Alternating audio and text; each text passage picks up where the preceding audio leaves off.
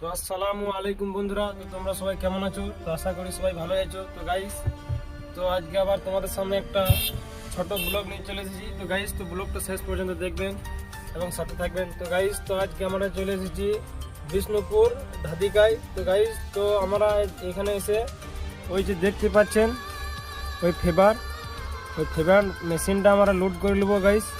তো এখন এই যে দেখতে পাচ্ছেন, তো আমরা এই ফেভারটা লোড করার জন্য আমাদেরকে একটা র্যাম্প বানাইতে হবে। তো গাইস, তো এই যে দেখতে পাচ্ছেন আমরা ট্রেলারটা মাঠের নিচে নামিয়েছি গাইস।